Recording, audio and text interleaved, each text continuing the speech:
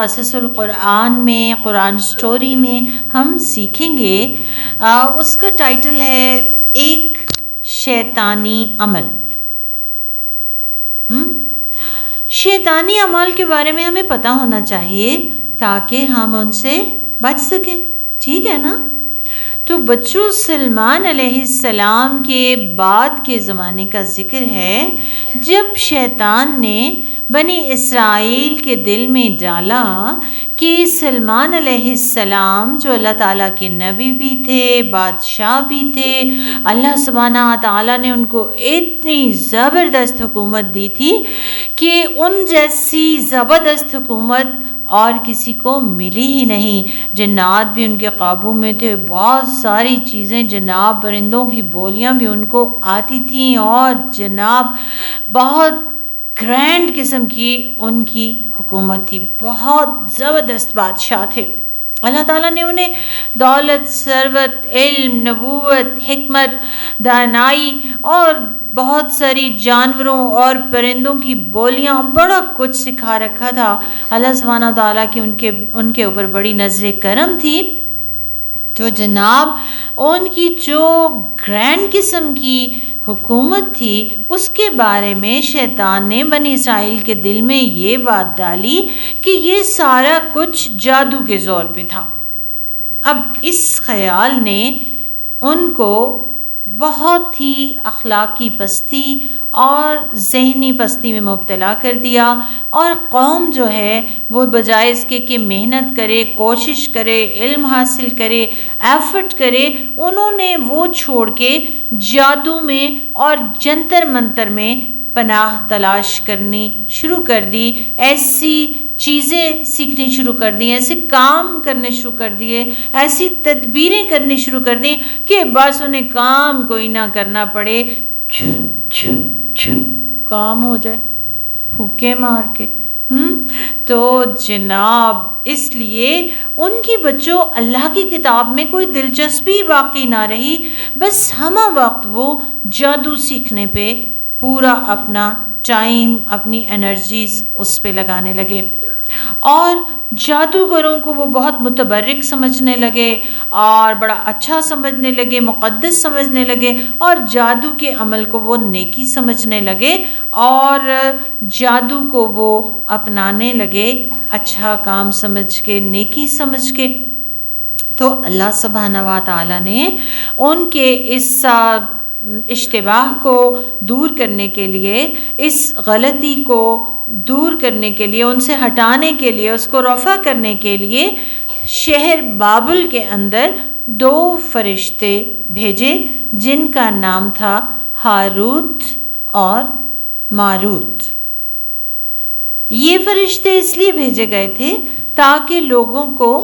سحر یعنی جادو سے آشنا کریں، اس کی حقیقت ان پہ واضح کریں۔ اس کا ذکر قرآن عظیم میں ہمیں سورہ البقرہ آیت نمبر 102 میں ملتا ہے، جس کا تھوڑا سا پورشن کچھ اس طرح سے ہے، وَمَا أُنزِلَ عَلَى الْمَلَكَيْنِ بِبَابِلَ هَارُوتَ وَمَارُوتَ، اور بابل میں ہاروت اور ماروت 2 فرشتوں پر جو اتارا گیا۔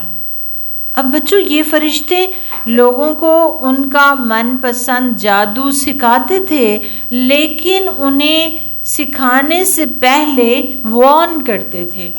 تنبیہ کرتے تھے کہ دیکھو جادو نہ سیکھو، ہم تو تمہارے لیے ایک آزمائش کے طور پہ بھیجے گئے ہیں، اور اس لیے بھیجے گئے ہیں کہ تاکہ ہم جادو اور اللہ کے کلام کو الگ الگ تمہیں سمجھا سکیں، بتا سکیں، تم میں ایک شعور ڈیولپ کر سکیں کہ جادو میں اور اللہ کے کلام میں بہت فرق ہوتا ہے۔ اور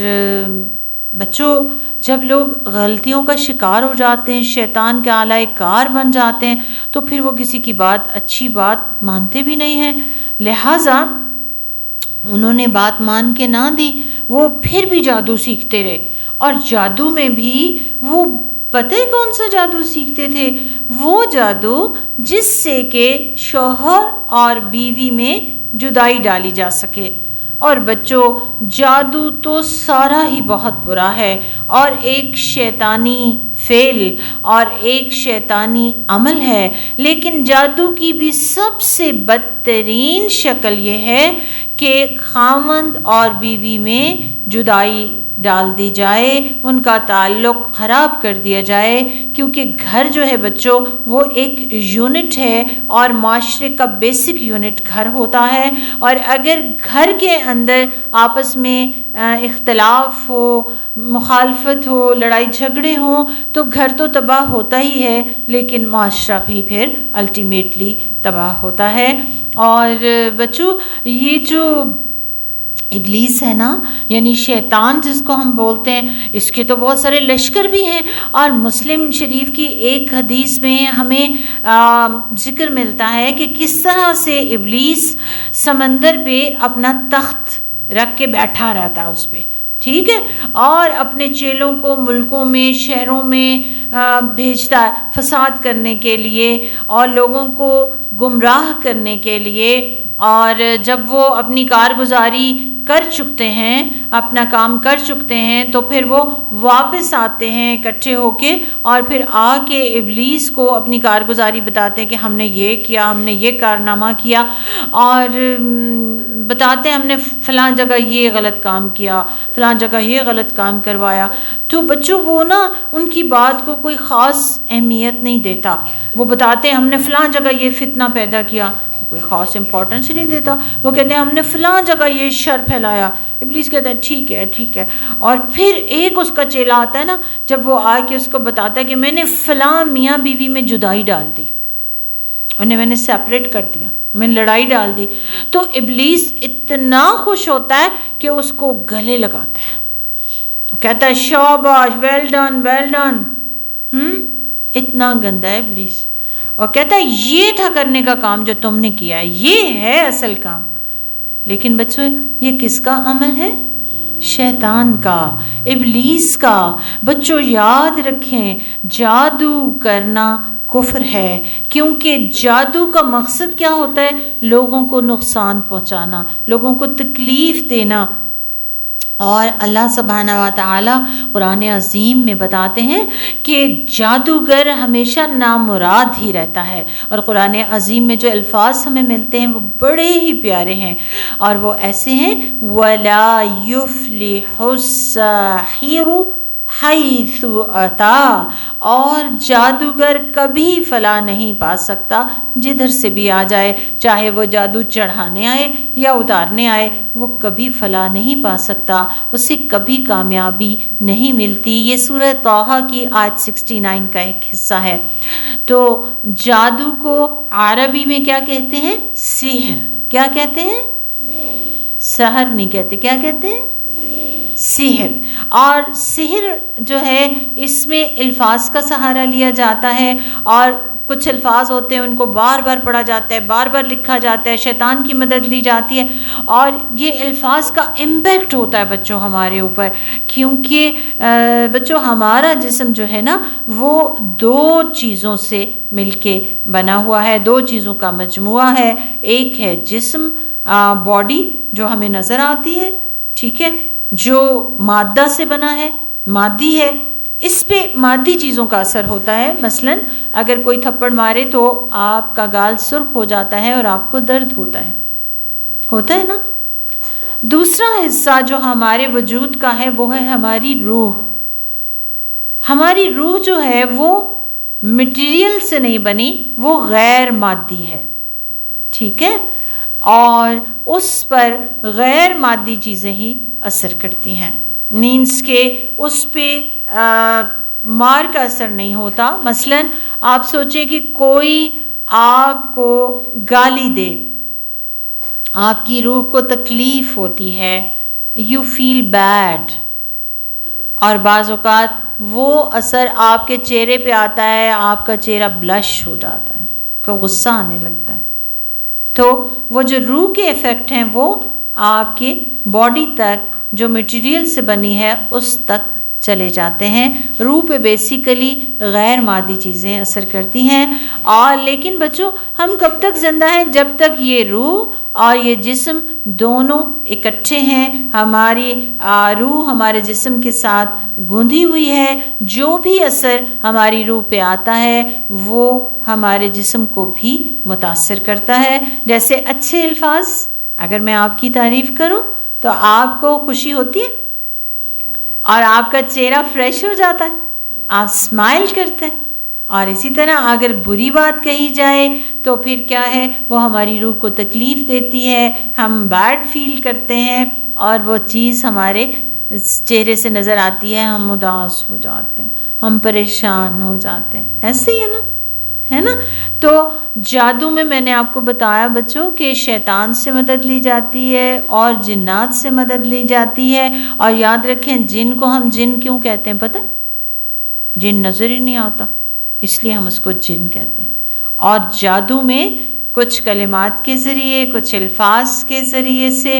روح کو اس حد تک انفلوئنس کیا جاتا ہے، اس حد تک مفلوج کر دیا جاتا ہے کہ انسان کی بعض اوقات سوچنے سمجھنے کی جو صلاحیت ہے وہ بھی تقریباً ختم ہونے کے برابر ہو جاتی ہے۔ اور جب جادو کا اثر روح پہ پڑتا ہے، روح بیمار ہوتی ہے تو جسم بھی بیمار ہو جاتا ہے، کیونکہ یہ دونوں کنیکٹڈ ہیں، اور پھر یہ اثرات مختلف انداز میں ہماری باڈی کو، ہماری لائف کو افیکٹ کرتے ہیں۔ بعض اوقات بہت زیادہ غصہ آنے لگ جاتا ہے، انسان کا سر بھاری رہتا ہے، انسان ڈپریشن میں چلا جاتا ہے، اور اس سے کام وام اس طرح سے نہیں ہوتے جیسے وہ نارملی کرتا ہے۔ بعض اوقات بہت جھگڑا کرنے لگ جاتا ہے، بات چھوٹی سی ہوتی ہے اور اتنا غصہ کرنے لگ جاتا ہے، اتنا جھگڑا کرنا شروع کر دیتا ہے۔ تو پیارے بچوں، ہماری پیارے نبی حضرت محمد صلی اللہ علیہ وآلہ وسلم نے فرمایا کہ تباہ کرنے والی 2 چیزوں سے بچو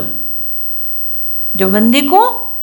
تباہ کر دیتی ہیں۔ ایک ہے شرک باللہ، اللہ سبحانہ تعالیٰ کے ساتھ شرک کرنا، اور دوسری ہے جادو۔ اور بچوں جادو شیطانی عمل ہے، لیکن حرام ہونے کے باوجود، ناجائز ہونے کے باوجود یہ اپنے ایفیکٹس رکھتا ہے، ٹھیک ہے۔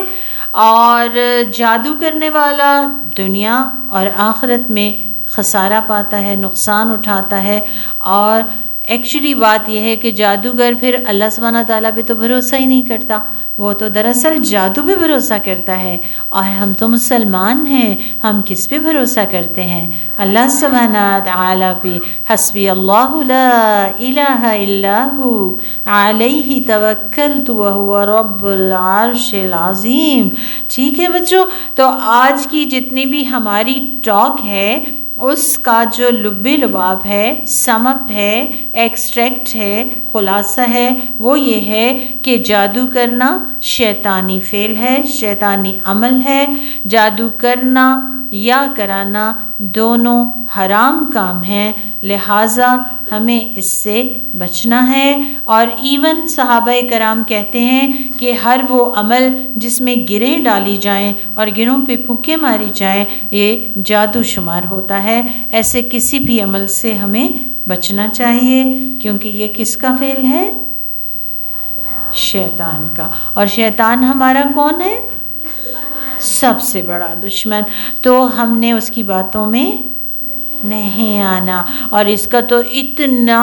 پیارا حل قرآن عظیم نے دے دیا ہے، اور وہ کیسے ہے کہ جناب سورہ اخلاص، سورہ الفلق، سورہ الناس ہم جتنی زیادہ پڑھ سکیں ہم پڑھ کے اپنے اوپر دم کر لیں تو انشاءاللہ تعالی اللہ سبحانہ و تعالی ہمیں ہر طرح کے جادو، ہر طرح کے شیطانی عمل سے محفوظ کر دیں گے انشاءاللہ۔ تو بچوں صبح اور شام 3 دفعہ یہ تینوں صورتیں آپ نے پڑھنی ہیں، ہر نماز کے بعد بھی 3 دفعہ یہ صورتیں پڑھنی ہیں۔ آج جب کبھی بیمار ہوں، جب کبھی ایسے پرابلم فیل ہو آپ کو، تو تب بھی یہ صورتیں پڑھنی ہیں، کیونکہ انہی میں نجات ہے ہم سب کی۔ اللہ سبحانہ و تعالی ہمیں دنیا اور آخرت کے خسارے سے محفوظ رکھے، آمین۔